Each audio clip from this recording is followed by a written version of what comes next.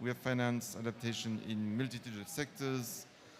We're using a variety of financial instruments, but the experience over the decade has led us to revisit the way we define adaptation and how we track our adaptation finance. And this has been challenging. The updated methodology provides definitions of adaptation investment that better reflect the adaptation needs on the ground.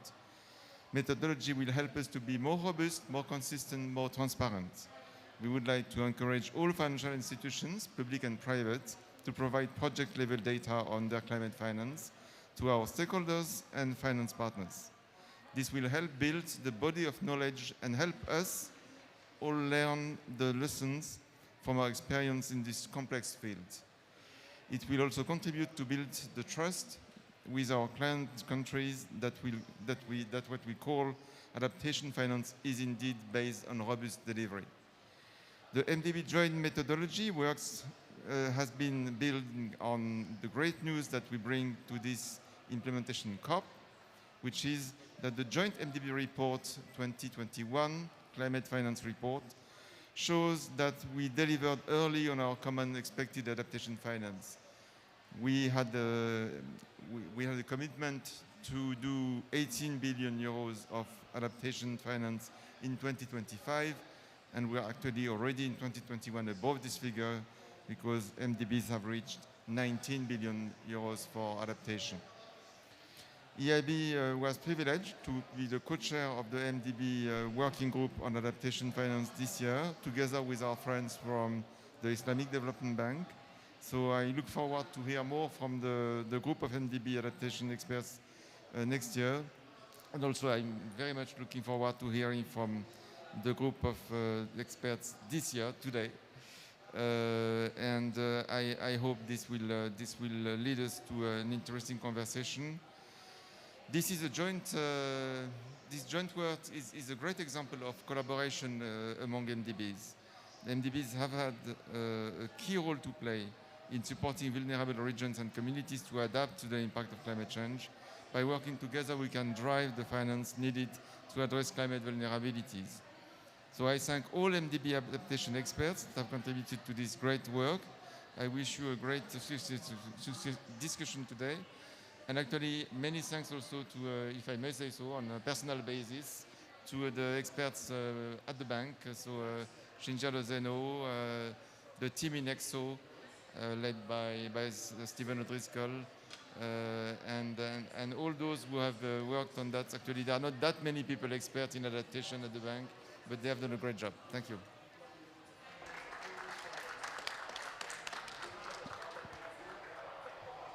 Thank you, Vice President. I want to invite now to come up and join us Zamir Iqbal, Vice President for Finance and CFO of the Islamic Development Bank. Thank you so much for joining us. Great time. Thank you. Good afternoon, everyone. Distinguished participants, ladies and gentlemen, I'm very pleased to welcome you all in the MDB Pavilion and to this very important side event on this Adaptation Day. Let me begin by expressing my heartfelt thanks to the joint MDB working group on adaptation finance for their tireless efforts which helped them finalize the update process of the adaptation finance tracking methodology. Under the co-chairmanship of the European Investment Bank and the Islamic Development Bank.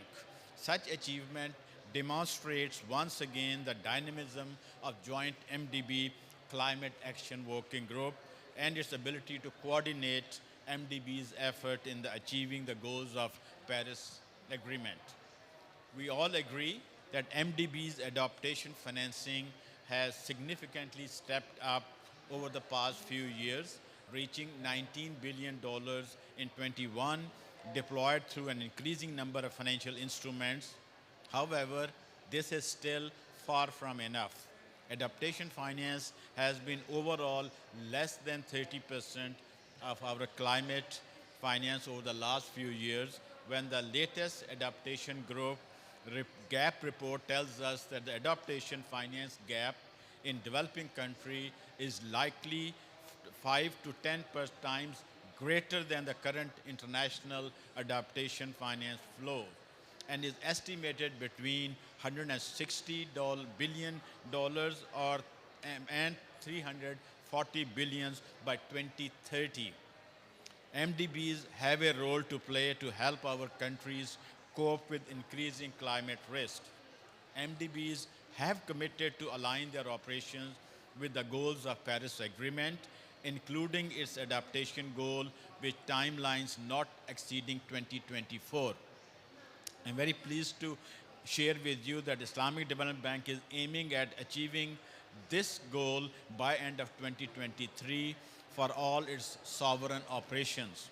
We expect to see adaptation being more and more mainstreamed in sectoral plans and investments. Of course, the role of private sector and how its finance can be mobilized is crucial. We have a role to play, for example, by de-risking such investments or supporting the enabling environment for their involvement. I will not finish without emphasizing how important it is now as MDB to start collectively reporting on the results and impact of our finance in addressing adaptation issues faced in sectors, communities, and ecosystems in our member countries. I invite the MDB Climate Action Group to further work on this very important topic. I have no doubt that the distinguished speakers on the panel will provide better insight and critical thought on some of the best ways to address the challenges of adaptation finance. With that, I thank you and wish you a very good session. Thank you. Thank you very much. Thank you very much. Now, first of all, a couple of housekeeping points. These microphones for the panelists, when you press the red button, you're actually off. Is that right? Yes, when you press the red button, it's off. Okay? When you've got it, and when you want to speak, bring the microphone close to you. Pick it up and speak in it, because we want to hear the pearls of wisdom. The second point I'd like to check is who should be sitting there and is sitting down here, and does somebody not have a seat? No? Come up. Don't be shy.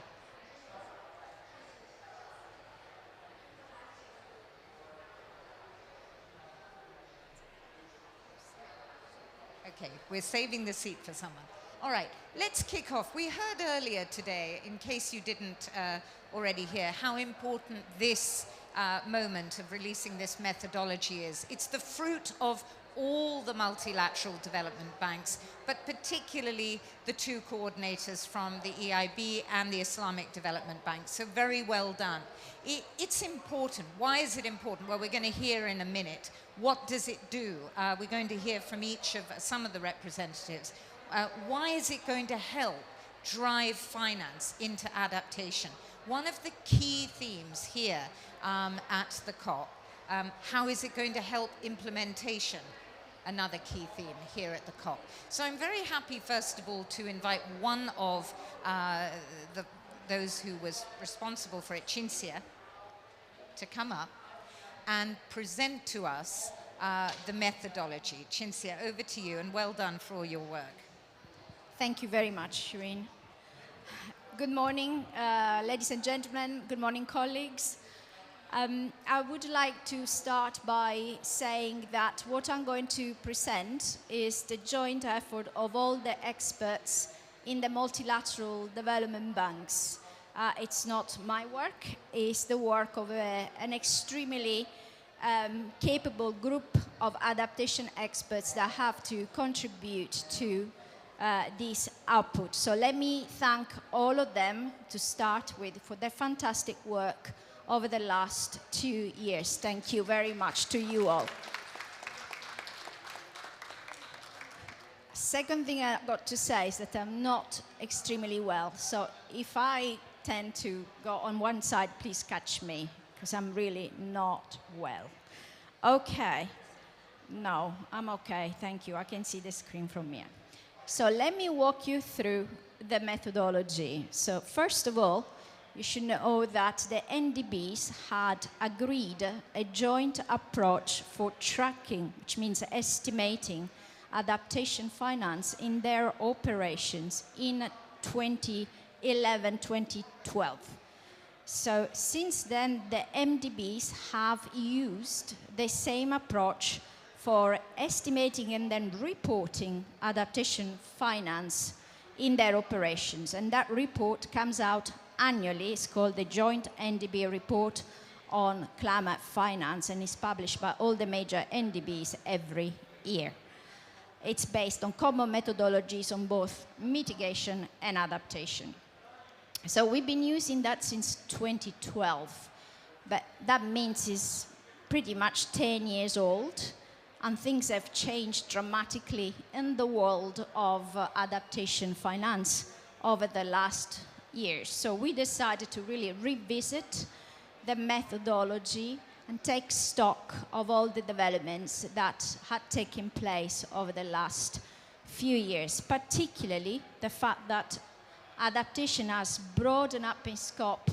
It's not really about doing something in the agricultural sector or in the water sector, but it's very much about adapting every single sector of our economy, supporting all types of communities and economic activities across the board. So the range of sectors where we finance adaptation has expanded over the last few years to include also maybe less obvious sectors like innovation, like social development, and so on. So that's the first point. Second point, we use a much wider range of financial products. Those are the ways we structure our financing for our clients, for our partners.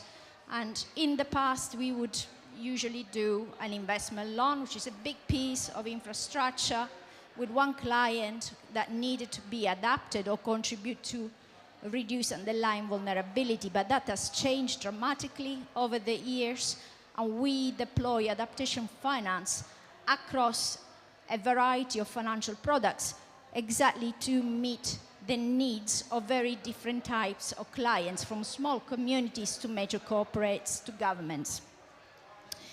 And thirdly, there's been major developments in the world of adaptation finance, particularly the EU taxonomy on sustainable finance, which included taxonomy of economic activities that contribute to climate change adaptation, but also other efforts in the world of green bonds and impact reporting that really opened up the definitions and the understanding of what contributes to adapt in a much broader way that the methodology we used to have really could capture.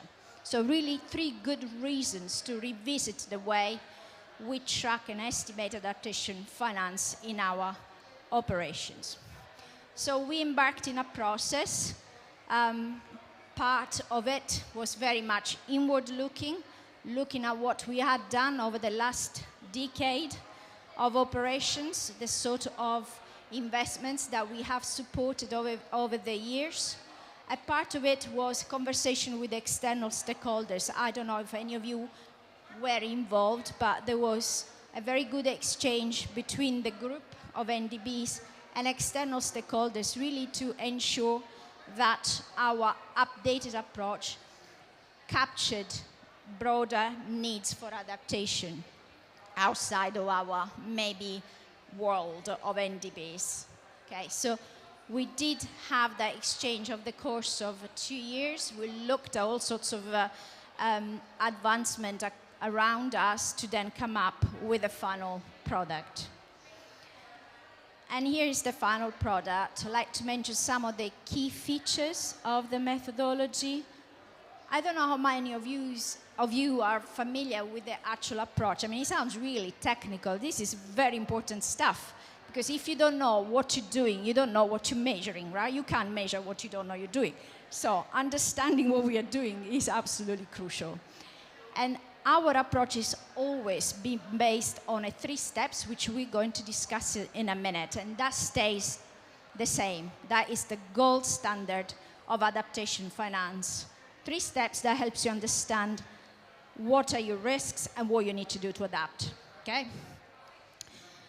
What's new in this methodology is the introduction of 3 definitions of what is an adaptation activity. This is new, we did not used to have it. It's built on the experiences and advancements in other fields, and we will dive into that in a minute.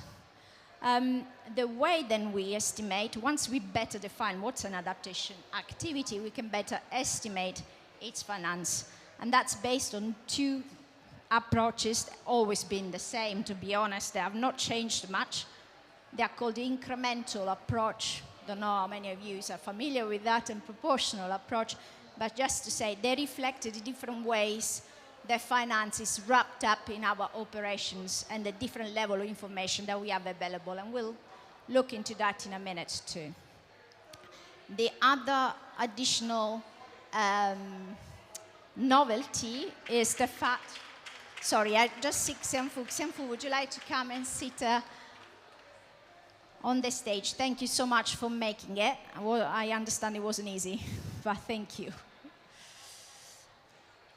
Okay, so last novelty is to do with providing a framework on how to estimate adaptation finance in products that are a bit more complex, so not the classic way of financing an investment loan, so a big piece of infrastructure or a grant, but perhaps through intermediaries, so different level information available to us. And the methodology provides a framework on that too. Okay, so first of all, what do we do to really understand what can be considered as adaptation? We have an approach based on 3 steps. The first step is about understanding the context of vulnerability.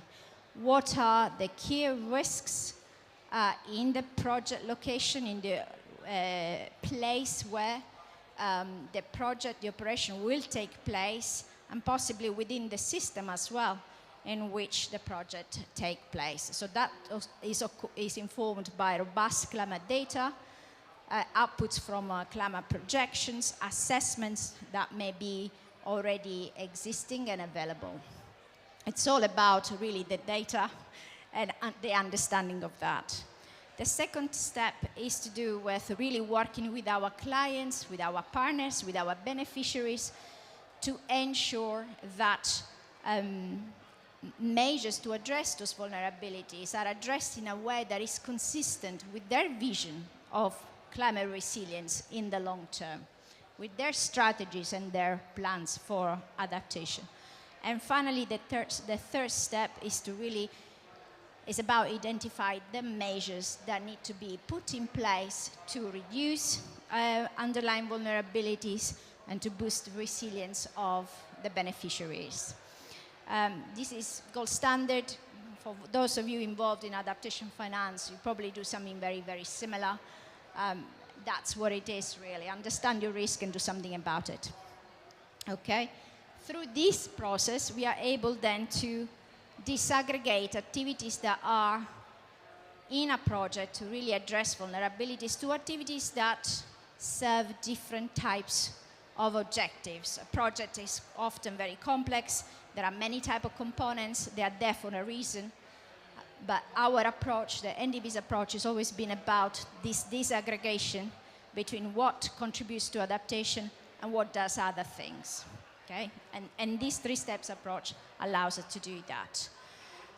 I would like to maybe spend 5 more minutes, if that's okay, Shireen, describing the types of activities and their definitions. The first type is to do with a classic way of adapting a project, okay? So you have a project that serves a well-defined development objective, and you introduce adjustments or improvements to ensure that that project, that activities within the project can cope with future climate. Okay, that's the classic example of climate proofing. Some of you might call it that way. Okay. The second type of activities have shared objectives. So these are activities that are in a project to meet specific development objectives, but also contribute to reduce vulnerabilities and adapt to climate change. They tend to be in particular sectors like water, like agriculture, like social development. The component is one, but it does serve different objectives, including, but not only, adapting to climate change. Okay, and this type of activities they usually have adaptation as a clear objective, not the only one, but it's well defined as one of the objectives. Okay, for this type of activities, 1 and 2, the adaptation finance is always less than the full cost of the activity. Okay, we're talking about activities within a project. The third type of activity is to do with activities that enable adaptation. And these are the type of activities that we finance, and they are needed primarily for the purpose of adapting to future climate risks. We would not finance them, and they would not be proposed to us in a world without climate change. They tend to be products, technology, services, but also pieces of infrastructure or types of policy support and institutional reform that are really targeting adaptation to climate change. In this case, we'll count the adaptation finance 100%. And for those of you who are familiar with the taxonomy, the EU taxonomy, you can't see because the speakers are sitting in front of the screen, but the first 2 types of activities are consistent with what we call adapted activities, and the third type of activities is very much the EU taxonomy definition of activities that enable adaptation. Okay, Shirin, how much time we have? Okay, so I want to give you some examples and then perhaps we wrap up. I also invite my colleagues from the other MDBs to add, contribute if I missed something, very likely this morning. So let's look at some examples. Classic example of climate proofing for adapted activities, when we have a road that is exposed to increased risk of flooding due to increased rainfall, extreme rainfall, and we adjust the culverts. Okay, so these are the canals through which the water is channeled and therefore rid of in a road system to cope with this increased risk of flooding. Okay, the purpose of the road is to facilitate movements of people and goods. Okay, it has very specific development objectives, and in some contexts it is an extremely important type of investment, but it needs to be adapted to future climate. Okay.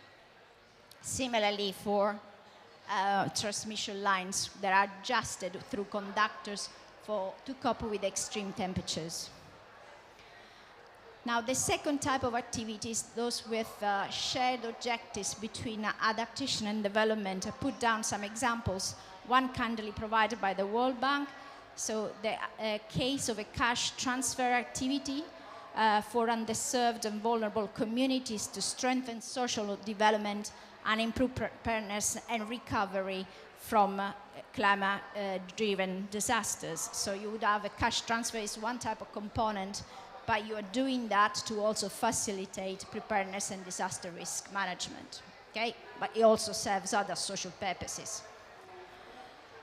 And similarly, the diversification of water sources in a city, in a water supply. You may do that for several purposes. Population growth is one of that, and that's often the case in development countries, but also to have a backup and be able to provide water for domestic or industrial purposes, also in a scenario of extreme heat and limited water availability. Finally, the last type of activities, they're called activities that enable adaptation. As I said, these are perhaps the more exciting development that has been brought about by years and years of experience of financing adaptation, of course, and the need to identify adaptation solutions that can really transform the way we adapt and perhaps transform the way we provide certain services, whether it's water or whether it's food production and so on and so forth. And I'll mention one that is probably more straightforward to understand, like providing finance on research and development of crops that are more resistant to droughts. There's a lot of that going on. We finance some projects in that extent. So research for crop breeds, or for example, financing through funds the development of new technologies that can save water or that can provide high-tech communications for early warning systems. I'll stop there. I hope I've given you a good flavor for the different types of definitions. The purpose of this exercise was really to be able to clarify what we call adaptation activity to better meet the adaptation needs of the most vulnerable and our partners and clients. So we hope that this will also help other financial institutions in maybe moving towards this sort of clarity that will help us better exchange notes on what adaptation finance we all provide. Thank you, Shireen. Cinzia, thank you very much, and well done to you for your incredible work alongside all the MDBs. We are going to go a little bit off choreography because some colleagues need to go. But Giampiero, before I come to you, because you're the colleague that needs to go, I want to turn to the panel. Thanks everyone for joining me. Let me tell you who we have up here, and I think there are a few that you'll see in a moment. We have Ahmed Al-Kabani from the World Bank. We also have Lorenzo Pezzati from the Council of Europe Bank. There, Lorenzo, you can sit here. Come and sit. Okay, and then we have Argu Sina Roy from the Asian Development Bank. Where are you? Oh, but you should come too, but we don't have enough chairs. Okay, I'm going to bring you up in a minute. Sorry about that. It's like a dinner party where you invite too many guests, as, you know, the food's so good, right? But anyway, so thanks all of you for joining. Can I have some quick reactions from you? Maybe starting with you, Ahmed. Really quick reactions, please, and then we'll get into a discussion about what you've heard just now. A couple of minutes, I think. Now remember that when the red light's on, it's off. I'm okay. Oh no, it isn't. It is That's working. wrong. Don't worry. Okay, sorry. Thank you, Shireen. And first, thank you to our colleagues who've been working on this, the adaptation working from the MDBs, from the World Bank. We're really happy to be part of this work that's been going on for over 2 years, actually, and testing this. I'll have very quick points to make to allow Giampiero to come before he leaves. So for us at the World Bank, this was very important to capture the richness and the diversity of operations that we've started supporting over the past years. The first point is one of the key things about this methodology that enables us to capture adaptation activities in social activities, the ones that build actually adaptive capacity in social systems. We saw the example about, for example, cash transfers for climate vulnerable communities. So this is important for social protection, preparedness for recovery from climate shocks. So this new methodology now captures this clearly in a transparent way. And most importantly, that it sticks to the conservativeness and the three-step approach, which we consider to be the gold standard. I would like to continue working on it. But now being able to capture this richness, this diverse activity in the social sector is very important for us to show the world how to include that. The second key point is better capturing of adaptation finance and how to scale it up. As you know, we're developing new tools. The World Bank is focused on the transformative climate action through policy-based lending. So how do we capture this? Again, sticking to the conservativeness, sticking to the granularity. So a three-step approach, how do we capture this for policy-based lending, which we consider in many cases to be the way to have transformative action supporting national and subnational development policies. Hopefully this methodology now captures this. So at the bank, as we increase those, we're able to stick to our gold standard, as we call it, from the MDB perspective.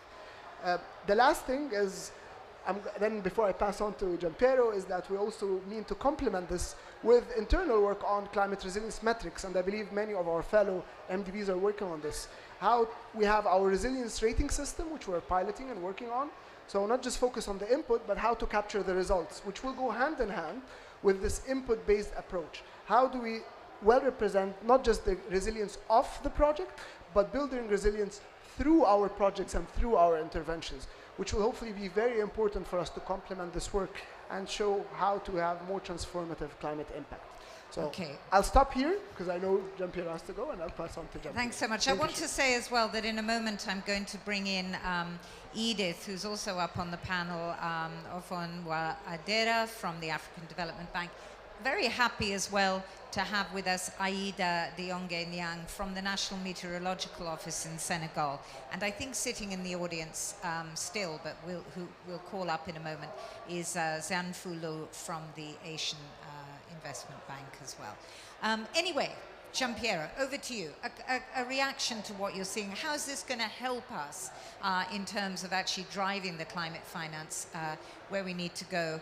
And also a little bit about the private sector, perhaps, which is something that's really featuring a lot in our discussions here. Is this going to help in that regard, driving the private sector on to projects? Thank you very much. Thank you very much. Really Bring it right up to your mouth. Try it without the light. Hello? Oh, yeah. Yeah. No, thank you very much for the invitation. I'm really delighted to be here, and I apologize that I need to leave a bit earlier. I also like to join Ahmed to congratulate and thank the leadership of the Islamic Development Bank and the EIB on this piece. It's been a very interesting journey, and I think they've demonstrated a lot of resilience themselves in bringing the group together, so thank you very much for that. On your question, certainly we see a lot of very positive developments coming from this methodology. First of all, it brings our approach more consistently towards what is emerging in the market. There is this reflection of how the EU taxonomy works, but also the way the broader financial sector is thinking in terms of adaptation. I'm thinking, for example, about the impact investors community. So this convergence towards best practice, I think, is very, very important. The second element that I would like to make here that also brings the granularity that helps us shaping the financial instrument that can attract private investors. And I give you one example here. Some of our organizations are already issuing climate resilience bonds. This is an important product because it helps bringing the capital market towards these investments. And here there are two dimensions. I can refer about the experience of the EBRD. On the back of our a portfolio of infrastructure projects, we have released climate resilience bonds. And this helped us expanding the investors community investing in our products. Clearly, this type of methodology that expand the type of investment that we can consider will help shaping these products. When it comes to private sector, it's also very important to reflect on the fact that we don't operate our tools and approach in isolation. If we bring together the approach we have used to screen projects for Paris alignment, plus this methodology, then all of a sudden you have a set of tools that orient organizations, clients, in prioritizing climate resilience investments, and bring also the discipline, the climate risk discipline that allow them to understand the implication of physical climate risk in their operations. I'm talking about how climate risk affect their cash flow, the value of their assets. So in other words, we strongly believe that this methodology will help us to turn adaptation from an add-on as a cost, and turn into an investment. So I think this is the framework that we would like to apply when we consider this development of the MDBs. And perhaps the final point, which is more the next phase of development. One of the other reasons why we work the framework the way it is also that we facilitate new developments. I'm thinking about the application to these three categories of the work we've been doing, we will continue to do on climate resilience metrics, and we see a lot of opportunities to develop specific products, sustainability-linked loans and bonds with climate resilience objectives. And this is the next phase of development. And again, this is a way to bring the private sector and facilitate these investments. So all in all, a great development, brings us very much in the map. And also, final point, our intention is also to use this approach, or let's say disseminate this approach to our partner financing institutions. We work a lot with credit lines in many markets. I believe that this framework can also help them shaping financial products, particularly with SMEs, particularly with projects for example, in the urban environment that can benefit from an application approach. Thank you so much, Giampiero Nacci from EBRD. I know you have to run. That's okay. We'll forgive you. In fact, we'll give your chair to Argu, who's been very kind, sitting at the back there. Come and join us now. Okay, so let's stick with the methodology a bit longer, and then we can broaden out a bit to look at how this can support, and more generally, the discussion around transformational adaptation, the role of data, metrics, and innovative finance. We're going to come back to that in a moment, but I want to perhaps ask Lorenzo Pezzati from the Council of Europe Bank. Lorenzo, what is your reaction to the work, which you've also been contributing to as well? Yeah. Yes, thanks, Shirin. As newcomers to the working group, we are very excited about the new methodology. We thank all of the MDBs for the work that they've done, not just for this update, but for all the years that have been driven towards this moment. The Council of Europe Development Bank has a strong social mandate, so we are very pleased to see that the updated methodology acknowledges that adaptation support has expanded from the traditional infrastructure sectors to a wider range of sectors, which includes health, education, social protection. And these are all sectors that the CEB heavily invests in. And specifically when it comes to health, I think we're all seeing on a daily basis how climate change is impacting lives and threatening lives. We have more frequent and more intense wildfires and heat waves, etc. And this opens up a lot of opportunity for development banks like us to work with municipalities, for example, on drafting health adaptation plans and understanding how they can integrate resilience measures to be more adapted to heat island effects, for example. So this is a really welcome update. And I know I had a 2-minute slot, so I'll just end by saying that even though the methodology has been uploaded online right now, we at the CEB have already started implementing it. And for example, we have an intermediated financing transaction with 13 municipalities in Turkey, and we're helping them, we're supporting them in preparing for and building resilience to the increased risk of wildfires. And if we apply the new methodology and the new definitions, we consider this to be a type 3 activity, so an activity that enables adaptation. And we're really looking forward to seeing more of these types of operations, and we're working with the other MDBs to actually exchange views and ideas on the different projects that we finance. Thank you. Thank you, Lorenzo. And I'm sure the working group will tell you how pleased they are to have your perspective as well. Argu, give us the perspective of the Asian Development Bank on this new methodology which we've announced today. Thank you. First of all, I will thank colleagues from EIB and ISDB for steering the process. It's not been an easy process, a 1.5 years of adventurous journey with a lot of late night calls and healthy arguments thrown in. But everybody with the objective of really pushing the methodology and to make it really fit for the context. You know, in the adaptation finance methodology, we've always taken pride that it's very context specific. And today, I think this updated methodology is far more context specific of today and tomorrow. And what I mean by that is, on one side, we of course have increasing climate risk. So we really need to make sure adaptation decisions are in many ways steering development towards the right direction. On the other side, we have also other global trends of biodiversity loss, increase in poverty, increase in inequality, So we also have to make sure the adaptation finance methodology is actually also helping address some of these structural inequalities and underlying drivers of vulnerability.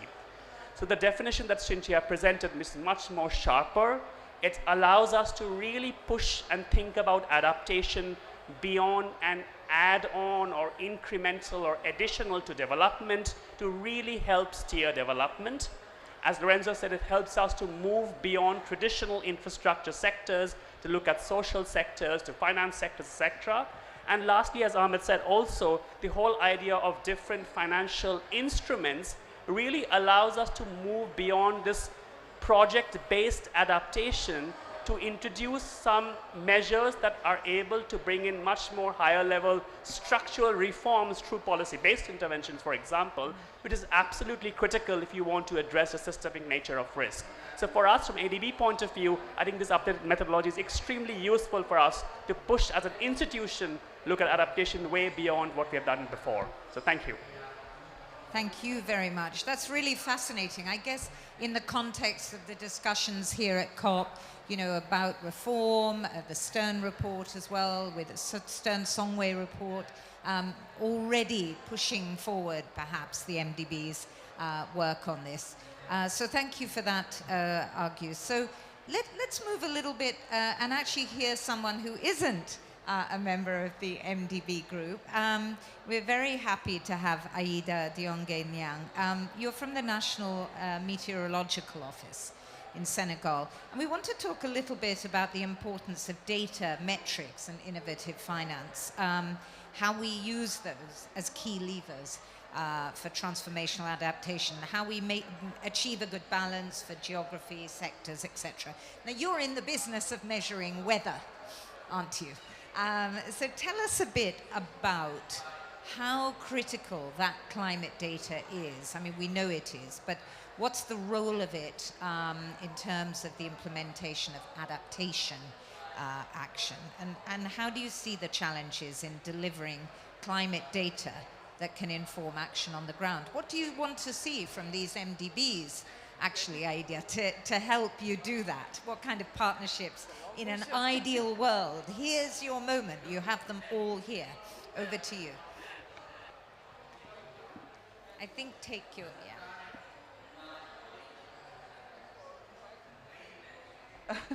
Thank you. I should have said also I am lead author of the IPCC Working Group 1. It's the one about physical science, not about adaptation, but across different working groups we have a common risk framework. And also in the Working Group 1 assessment, there is important care to bring climate information at a regional level for risk assessment and adaptation, for example. And if we see the landscape of risk, we can see that we have 4 drivers of risk. The first one is hazard. The Working Group 1 has shown that every region of the world is facing climate change in multiple ways, and the risk will increase as the global temperature increase and every ton of greenhouse gas matters. So we are already facing climate change impact. We need to adapt to 2. So we have the hazard component, which is driver of risk. We have also vulnerability, exposure, but what is new in the 6th assessment report, we have also risk arising from the response to climate change. For example, risk arising from maladaptation. We need to consider. If we want to have a risk assessment, we need many types of data for risk assessment. Data related to climate physics, to physical parameters, and also data related to vulnerability, exposure, but also data related to ecosystems, because we have risk on human systems and ecosystems. And if we go down to data, to climate data, I'm working in the Med Service. There's a lot of challenges. For example, even in the IPCC Working Group 1 report, we couldn't provide a trend of extreme precipitation change, of observed extreme precipitation change in many parts of Africa because of lack of data or access to this data. Now we need data to assess past and current risk and current impacts, and also data for future risk. Yes. And for that, we need data for the whole climate system, not only the atmosphere, but also the ocean, the land. So many types of data are needed for future climate projection. And also what I want to mention as someone working at the Met Service, the data we are using to assess climate change are the same data that we are using at the daily basis for weather forecasting. And we know that particularly in Africa, there are many challenges with declining observing system, but also challenges in regarding data transmission, data archiving, and also challenges regarding capacity building, because we have a lot of now a lot of advance in satellite data, but we have challenges also regarding capacity building to process this data. And I stop here and waiting for more questions. Thank you. Thank you very much. I think we'll invite also the MDBs to reflect a bit on their role actually in helping you tackle those challenges. Let me perhaps go to Zanfu Lu from the Asian Infrastructure Investment Bank. It's pretty complicated. It's complicated, this business, isn't it? Can you give us some examples, Zanfu, of how we can bring data, capacity, and finance together to drive this transformation? That's not an easy question, but I think you can answer it. I will try. Yeah, it is complicated. But maybe the best way is to go with examples. So following the comment about the weather system and short-term forecast to maybe seasonal and decadal deadline. So I know in this COP we had a very big announcement about early warning for. So for that we need lots of data, obviously. You need to have the system in place. There are lots of countries. If you are a patient, you have issues with your health, you need a diagnosis. So if we don't have a large part of the developing world don't have the basic observational system, the picture is not complete. And no matter how advanced we are in the developed world in terms of our computational power, our scientific capacity, but we still need a ground truth from all parts of the world, particularly in topographically complicated areas. We need, observational data. With those, no amount of simulation would address the problem with some of the missing gaps there. So that's data, and then capacity, as you rightly said, all this satellite technology and supercomputing technology exists, but they don't do the work themselves yet. So we still need the people to operate those systems to make the best use of it. And to do all this, we need the finance, to put in the hardware, software together to make sure they operate, they are regularly maintained and updated, upgraded. So this is the sort of bread and butter sort of disaster risk management and early warning. And it's not, for me, it's not very complicated.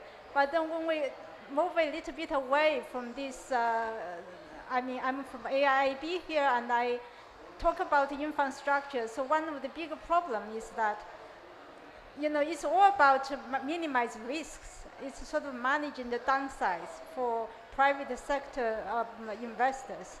How do we turn that into a positive narrative, sort of opportunity, good business sense to invest in resilience in infrastructure projects? So to do that, we really need to change the paradigm in terms of valuation of assets. How do we properly price risks and add value, reflecting value in the assets? So we need a lot of data about, where this asset is and what is it, and also the engineering details of the asset we are talking about. And then if it's to do with utility, we need to look at the demography, the demand for service. For any investor to put money in these things, these are all very important elements for the decision making. And to do all that, we need to have the technical capacity to carry out all this very technically complex analysis. And obviously finance again is another big part in all this. So it can be complicated, but I think the priority for me now is, we can't really wait for the perfect data, the perfect capacity in place to do things. We need to do whatever we can, whatever is possible. Like in the morning, we learned from our IFC colleagues, this drip irrigation technology existed for 50, 60 years.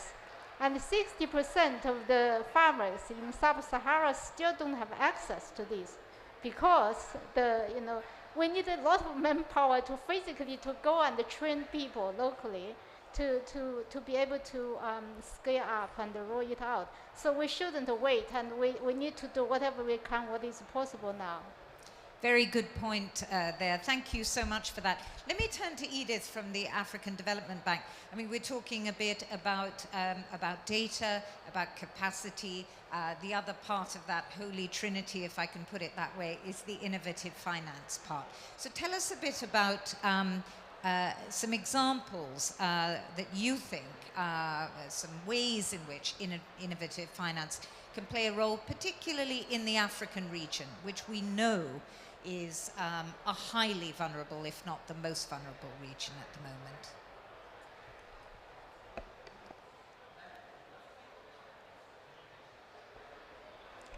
It seems like it's already on. Thank you very much. And I'd really like to appreciate our colleagues from the Islamic Development Bank and EIB in leading the team in putting together the methodology. It's been a long journey, but actually absolutely worth it. And let me say something before I respond to your question. And I really liked the point that you made about the risks that are being faced by the world, and particularly in Africa, in terms of climate impacts. And as you know very clearly, in the African continent, the priority is adaptation. The kind of risks that Africa faces is incredible. And that, for us in the African Development Bank, is our priority. So within the bank, we have a very, very ambitious climate change strategy and action plan, which is in place, covering up to 2030. And within that strategy, we are very, very deliberate about innovative financing mechanisms specifically for adaptation. Because we've noticed that if you look at globally, the climate finance globally, only I think about 3% comes to Africa. And within that context, a very small percentage for adaptation. So climate finance for mitigation is quite high. I think globally we are sitting at close to 90%, but for adaptation is very low. And the majority of the financing for adaptation actually comes from the public sector. So within the bank, we've been looking very carefully at how do we attract private sector financing into adaptation. And I think one thing that I must say about this methodology that has been extremely unique is not just about developing a methodology to track climate finance, but to also give us the kind of indicators that we need to talk about the results, the transformation that we require, the systemic change that is needed. Because you can track finance at entry, but if that finance is not allocated to the actions that are required, you will not see the transformation that you need. So for us, and also the issue of maladaptation, which you brought up, is a big issue. So some of the mechanisms that we've been trying out within the bank is what we call the adaptation benefit mechanism, to really look at how can we give value to adaptation.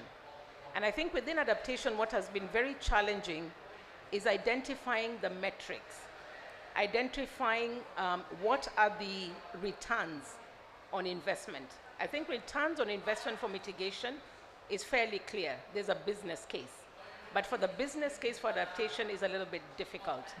And this methodology is getting us to that point where it's more granular, it's more adaptation, it brings adaptation to life in terms of tangibility of adaptation. You can feel it, you can be able to define it through the three types.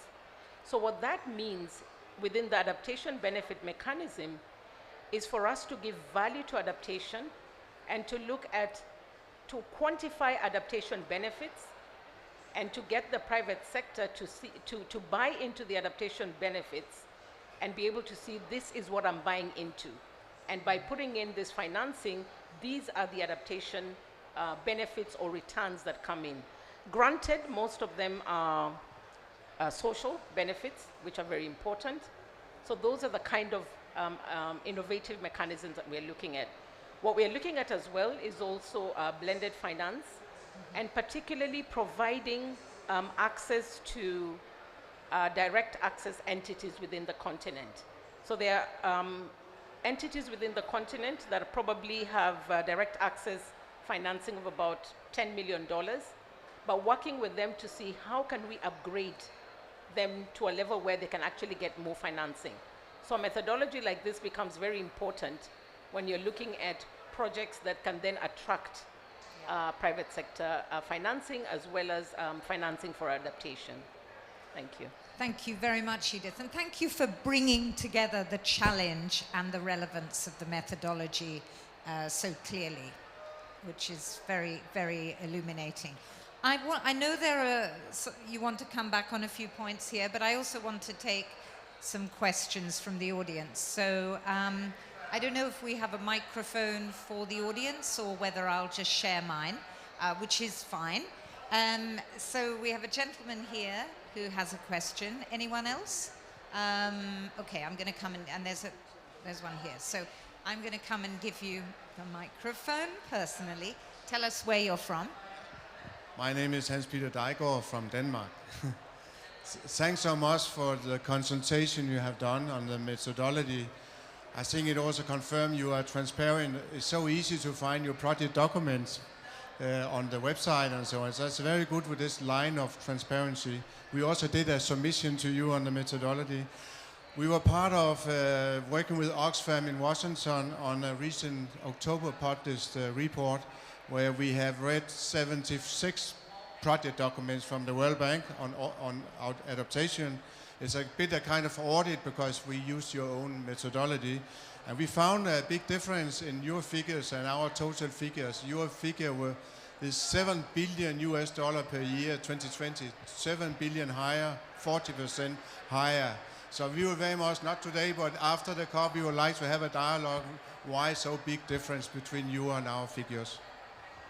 I mean, I guess, but I am going to let colleagues answer, that that's part of why this methodology is so important. It's precisely to agree the way of measuring, right? But I'm not going to answer your question. I'm going to hold the answer in your minds. I'm also going to go over here and ask this lady to tell us who she is and what your question is. Sure, thank you. Thanks so much for this presentation. I'm Morgan Richmond. I'm from Climate Policy Initiative. I would be curious to hear, for any of the panelists, your reflections on, from type 1 adapted activities, how you think about the potential for tracking or whether there's value in tracking the beneficiary finance of the adapted activities. So taking the example that Cynthia mentioned of investment in culverts being the adapted activity and the roads, the investment in the roads being the beneficiary of that investment.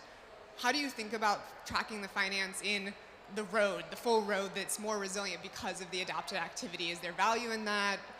Have you thought about it? Really curious for your reflections on that. Thank you. Thank you for both questions. Okay, I'll take a few more in a minute, but maybe we can deal with those first. So first of all, to the Danish colleague, anyone want to give a broad view on that one?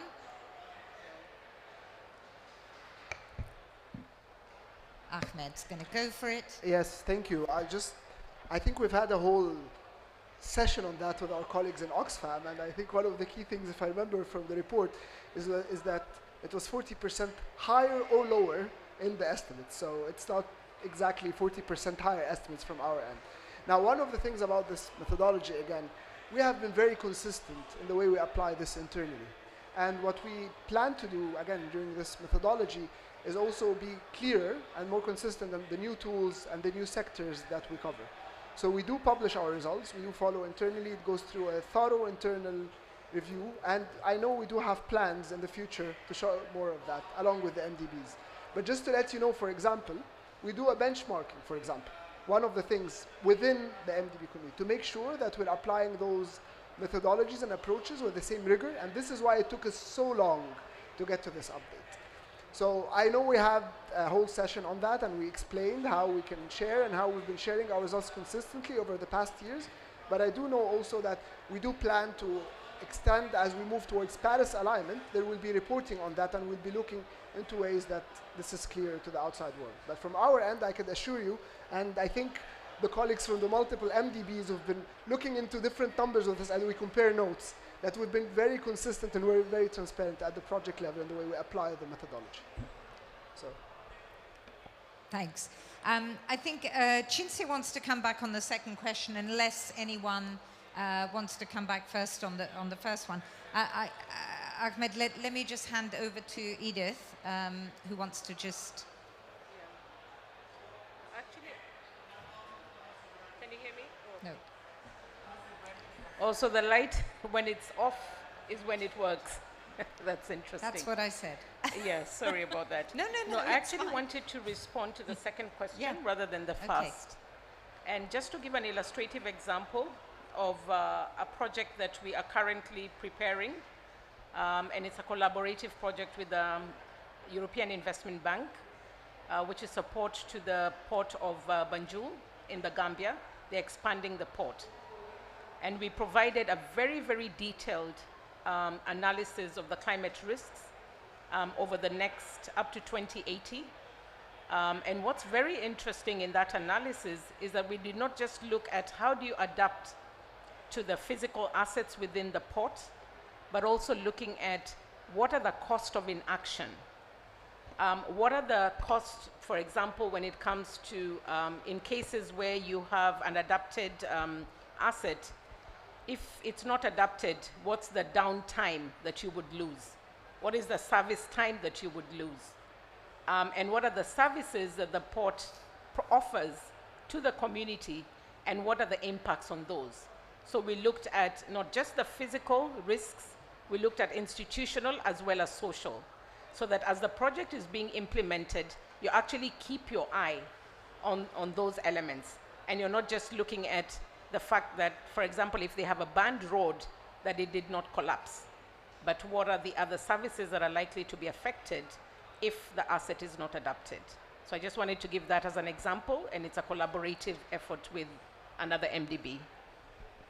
Let me give Cinzia the microphone for a minute just to answer your question. You get 2 for the price of 1 here. Thanks, Shireen, and thank you very much for the question. I just wanted to, you pose a very important question. You know, we spend a lot of effort in tracking the input into our investments, you know, how much money we spend on adaptation measures, and this is very important, extremely important. As we know, we need to track financial flows for climate change, adaptation and mitigation, but it doesn't really tell you anything about the impact of that investment on the ground. So this means we need to develop metrics that also help us understand the value added, you know, the effectiveness, the results of spending money on adaptation. And this is the work that this fantastic group of people will be doing next year, focusing on developing common metrics for measuring the results of adaptation finance.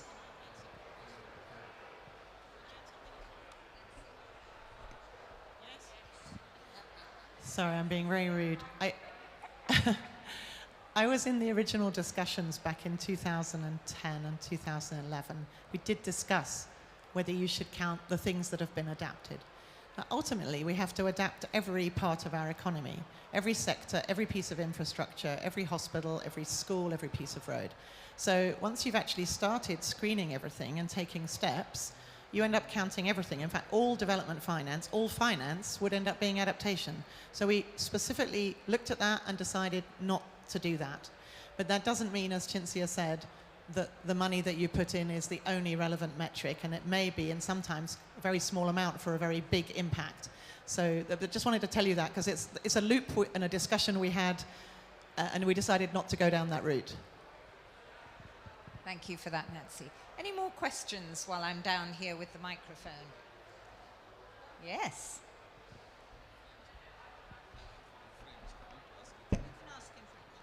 Bonjour tout le monde. J'aimerais poser la question à ma sœur sénégalaise. Quelle est l'approche pour permettre à la population rurale d'avoir accès au financement pour lutter contre le changement climatique et surtout l'impact négatif du changement climatique? Merci. Et vous venez d'où? Je peux vous demander? Je viens du Niger, la République du Niger. Merci beaucoup. So if I can more or less translate, if I'm right, it's basically what measures can we take to make sure that the general public can benefit from climate financing in this area particularly. Let me, before you can think about that one, and then I'll also pass the microphone to this lady. Thank you for a very interesting presentation. My name is Balghith Osman Al-Asha. I'm the Chief Climate Change and Green Growth Specialist in North Africa region with the African Development Bank. My question is regarding the adaptation measures that have mitigation co-benefits and the mitigation measures with adaptation co-benefits. Are they being considered in this tracking methodology? How are we going to deal with them? Thank you. Thank you very much. Okay, so that question was, if you can think about it, how do we deal within this tracking methodology the projects that have co-benefits, both on mitigation and adaptation? So I'm going to throw that to one of you in a moment. Aida, did you want to try and answer the gentleman, I think in French? Yeah, if you don't mind. Oui, en fait, en tant qu'institution météorologique, bon, nous ne travaillons pas directement sur l'accès au financement pour les populations, mais ce sur quoi nous travaillons, c'est plutôt l'accès à l'information climatique pour les populations et pour différents secteurs. Et pour ce faire, nous avons le concept des services climatiques. Nous avons également les systèmes d'alerte précoce que quelqu'un a mentionné. Et pour cela, il faudrait travailler avec les populations qui sont touchées pendant tout le processus en fait.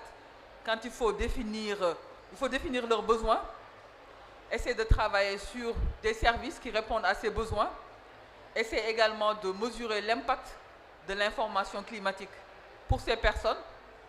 Si nous prenons par exemple le secteur de la pêche, moi personnellement j'ai travaillé avec les pêcheurs artisanaux depuis plusieurs années. Nous avons commencé par discuter pour avoir une même compréhension des risques auxquels ils font face et définir ensemble les seuils, par exemple d'alerte précoce.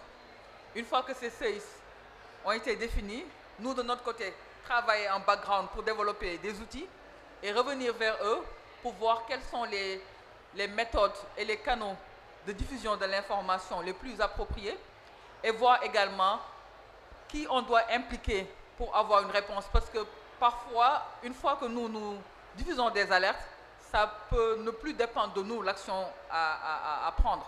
Ça peut dépendre d'autres ministères. Donc c'est travailler avec les personnes impliquées, travailler en collaboration avec les secteurs en jeu, en fait, et travailler avec le secteur privé, on l'a fait par exemple, pour transmettre les informations via le mobile.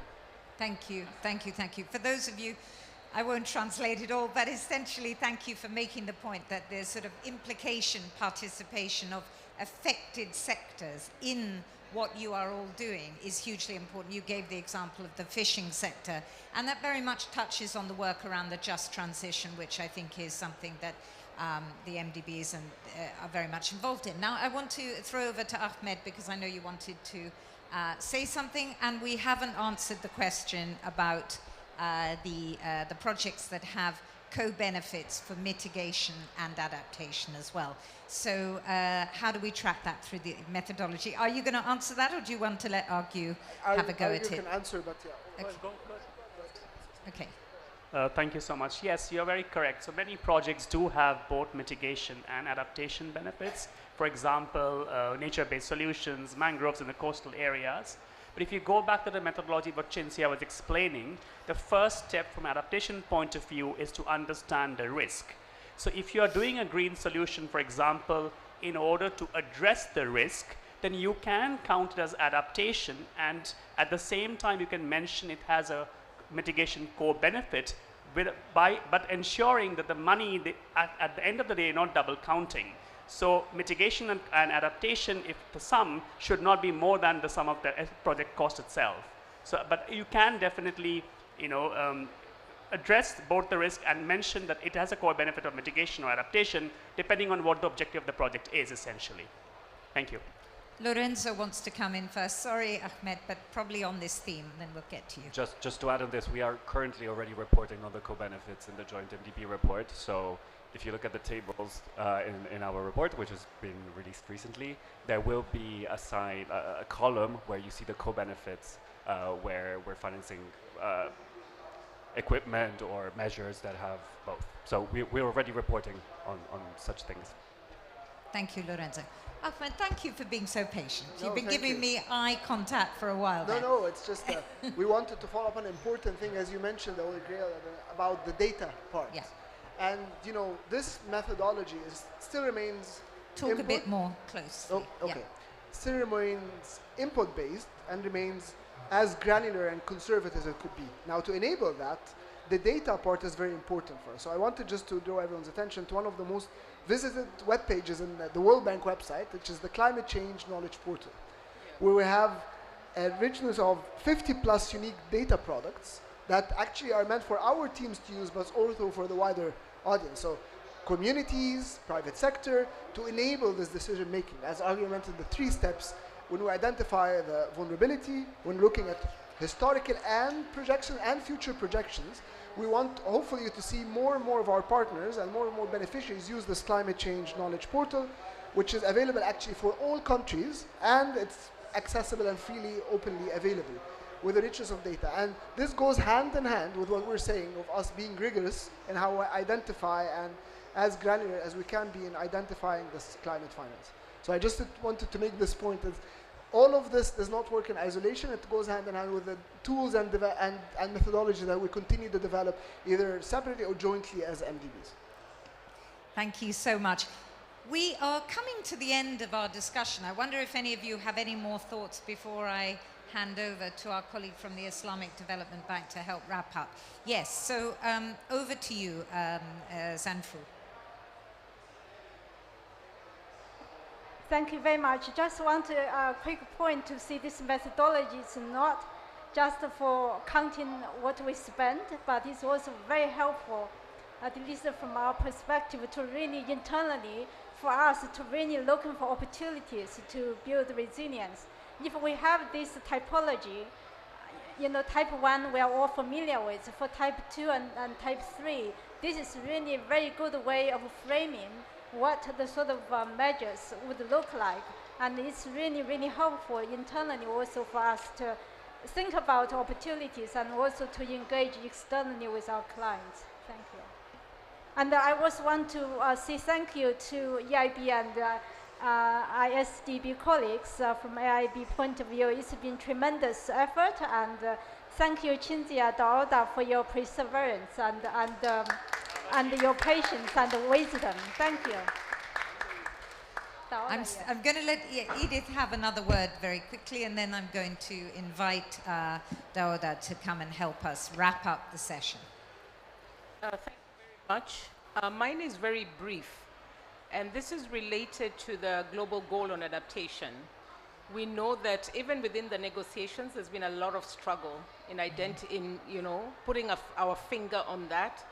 And I feel that this methodology provides an excellent foundation and basis for development of the climate resilient metrics that Cynthia talked about, and definitely an important work to contribute to the discourse that's going on the global goal on adaptation. So we've had a discussion within the group as well. How can we contribute to the discourse on the global goal on adaptation based on what the MDBs have put together? Thank you. Thank you, Edith, for reminding us of that. And I think, those of you who came to this session are very lucky because you've actually witnessed something really meaningful here at this COP that isn't necessarily in the leaders' room. I want to invite you, Dawoda, to come on behalf of the Islamic Development Bank and as the co-coordinator of all of this, to give us a few parting thoughts before we send everyone on their way. No, thank you. I mean, it was a great conversation, and we see that MDBs have put a lot of efforts in harmonizing their positions and ways to address this very prominent issue.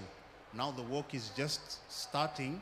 We see that we have discussed today how we are addressing direct financing, but the methodology is starting the conversation, putting a few principles on how we are going to address policy-based financing, working capital, financial intermediaries.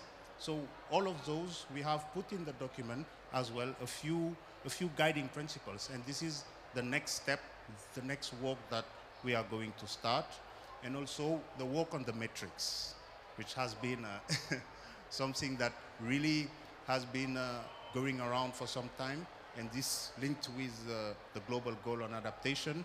I think the MDBs have a role to play in that, and we will start working on this specific issue. Thank you all for coming. It was a pleasure. Thank you. May I just add, thank you very much, and a truly great collective effort. Before we go, I'd like to say, those of you who know and love Nancy Sage, it's her birthday today, so happy birthday. And on that note, thank you very much and well done for a truly collective, impressive effort. Thank you all of you for joining.